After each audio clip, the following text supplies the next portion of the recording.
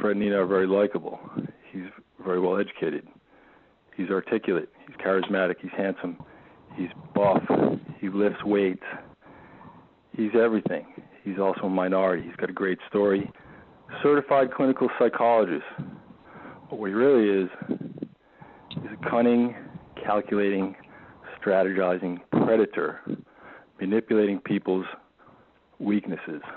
And what you see congregating around him are people who have weaknesses. I was raised, I had a abusive family situation. Thought it was fairly normal, but turned out to find out it wasn't. Grew up in the Northeast, well-educated, middle-class family, came to Hawaii, been out here 20 years. I do science, environmental consulting. I have no debt, had no debt when I met him. Did it to learn, made myself a guinea pig, enrolled after 3 months, didn't delve into the EFTs, didn't feel comfortable with them, told Nina that. I was put on the spot several times. I should have known better. Several people told me after going to classes they were shysters. But I rationalized every possible way because I knew the information was really powerful and critical. The oath of office, I've used it. I've got off 8 charges in 3 separate cases, 2 pseudo-criminal for exercising rights secured in the Constitution, which the state and federal government have acknowledged and dismissed, and 1 financial. So I have to say the education is priceless. But how you get there was not exactly a straight path. And therein lies the problem. Because you wouldn't know half the material, or not half the material, but what they're delivering is flawed. You won't know until you get into court, and then you're up to your neck in it. And you have false information or incomplete process or what have you. And that's not a very polite thing to do. And again, I had no debt. I offered my line of credit through several credit cards, and I gave Fred a very expensive camera, several, maybe 6, 7 iPads, a number of plane tickets, hotels.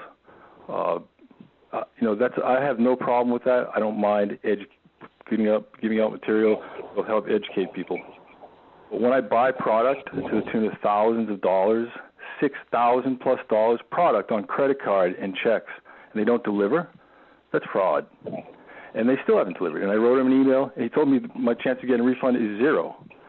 And I called him all kinds of names, including a half-breed and whatnot, but a lover of Judas Priest money, and that's what he is. And he has embodied the worst of white man mentality, and it's a very sad thing.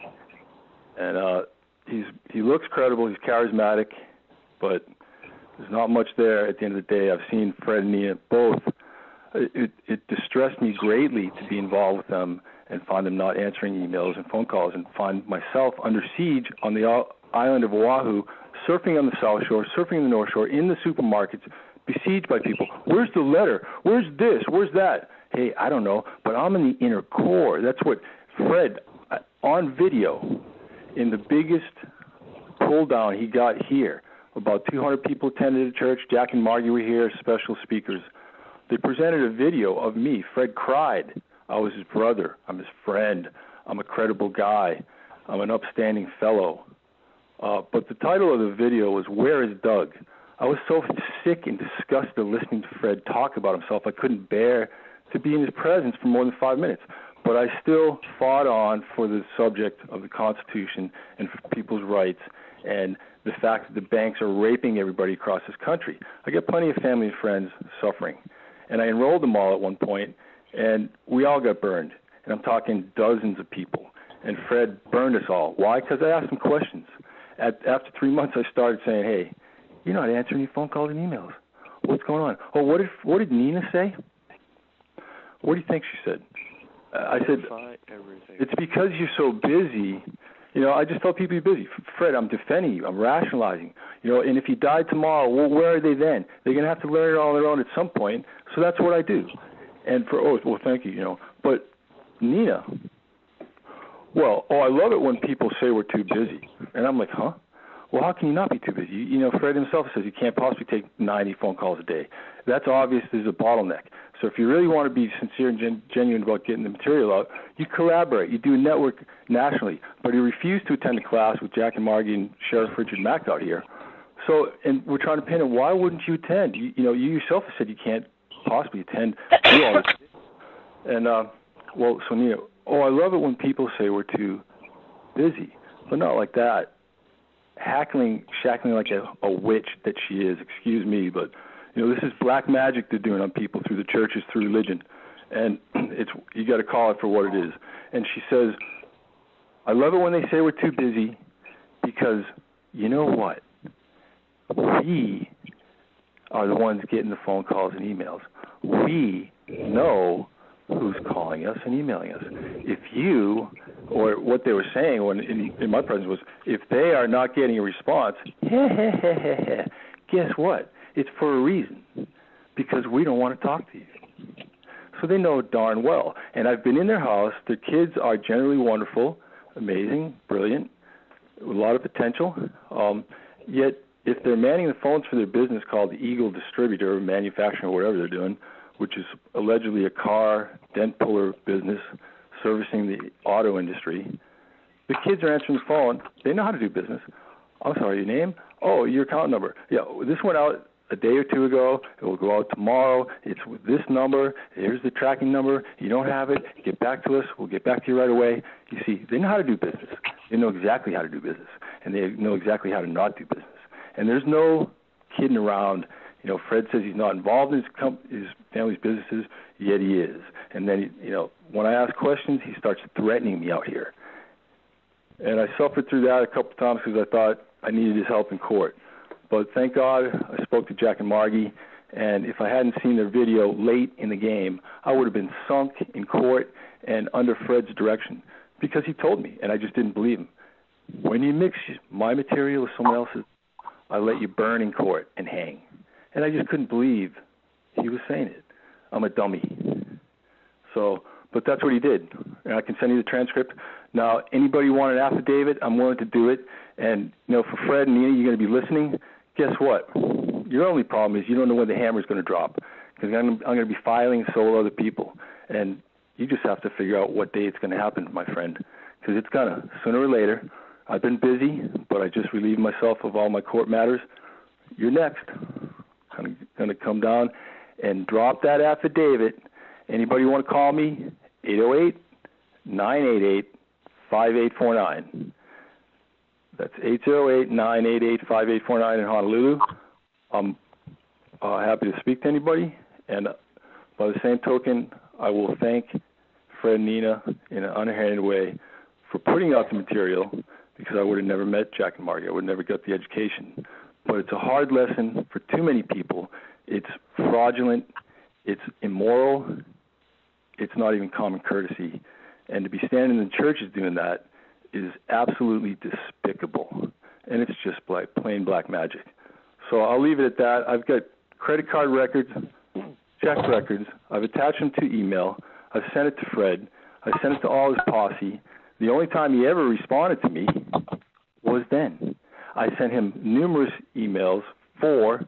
3 is my limit, with all his letters, the motions he never responded to. He gave me every excuse under the sun. Everything I've ordered from them, never received in a timely fashion, or incomplete, which is not a complete product. Wouldn't stand up in court of law. Getting there. So there you have it. Try not to get too passionate there, but right. So I feel strongly when I hear, actually I've been inundated in the past few days with phone calls from the mainland people calling me, corroborating, because I would tend to give everybody the benefit of the doubt, and I'm not into conflict.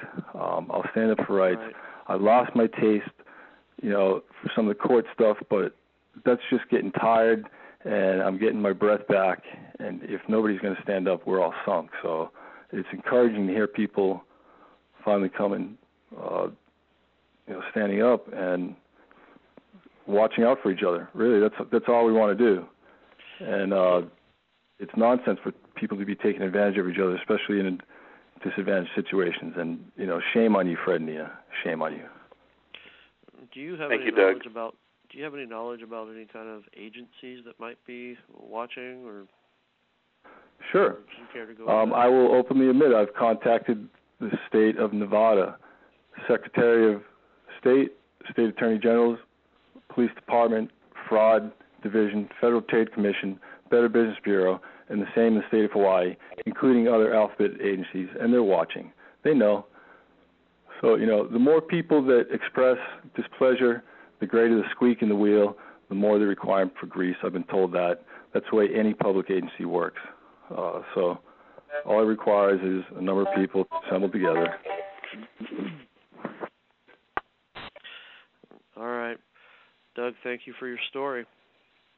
Thank you for the opportunity, and I appreciate you taking apparently what some would call a risk, but these people are full of, all they are is full of threats, So if anybody's threatened, I'm happy to provide an affidavit. You want to refer to me, Doug Oranger in Honolulu. Fred has yet to come even name me, and he won't. I get credit card and bank records, and I saw it from the inside out for too many months. I know the nonsense in the game they play. So. All right, Doug. Thank you very much for sharing your stories. Is there anybody else that would like to? Yeah. Hi. This is Paul. Hi, Paul. Go ahead. Yeah. So far, I have to concur exactly with Doug, and I want to. The greatest blessing so far of all this is meeting Jack and Margie. It was a rough thing to go through to get to them, but it was Fred and Nina that introduced us to them, and they're the real McCoy. But I do want to say that I do pray for Fred and Nina that they will repent, and that's what they need to do. Initially, I heard about them from a couple folks that had been in Las Vegas. They're from Hawaii. They met Fred and Nina and came back and told us about this EFT process. And so I thought, I want to try it. I want to see if I can do it for myself, for my family, for some friends, and see if I can help them, because I'm under the same conviction that the banks are just raping us, and it's a very fraudulent monetary system that we operate in. And if this is the solution to House Joint Resolution 192, then I wanted to utilize it. And at first, everything started to clear up, but within a matter of a couple of days, it starts to, all the credit cards and whatever, they kick back in the debt. So it's kind of deceiving. I traveled to Las Vegas at least 4 times to try to get to know them and try to get a little closer to them to figure things out. But the last time I was there was at a seminar he was putting on, and I went back there to hear Jack and Margie speak, but they only got to speak maybe half hour, 45 minutes toward the end. But it was a typical Fred and Nina show again, and talking all about themselves. And he does do a good job on his chart, showing the Constitution and then all the other laws and how they apply or don't apply. But once he gets into the EFT, that's where things start going sideways. And I was at several other meetings in Hawaii. I was at one that was at a house in Eva Beach, and that was the day that they had been arrested. So Nina did the meeting, and throughout the whole meeting she kept saying, just call Fred, just call Fred, just call Fred. Well, I already knew that wasn't working for people. People would get stuck, and they didn't know what to do. And, Nina would admit, a lot of times the EFT doesn't go through, and what they'll do is they'll just kick the debt back in, and then all you need to do is send a letter. We got these letters. Well, from experience, I can tell you that we couldn't make those letters work. And so the way they present things, they make it sound very nonchalant, very easy, very simple, and the debt's just going to go away. And I can tell you there's a lot of hurt people out here. Now, it is true, when Fred realizes that you're questioning him or trying to figure him out, he gets very defensive and even threatening. I have a young Asian friend out here, and he's my age. I'm 57. Anyway, Jack and Margie met him. We went to their house and had a nice lunch. But at one point, he had given them thousands of dollars because allegedly they were putting people's foreclosures in some sort of corporation bankruptcy that would protect it. And he wanted some documentation on that, so he contacted Fred and says, "Where's the documents? And if you don't have it, send the money back."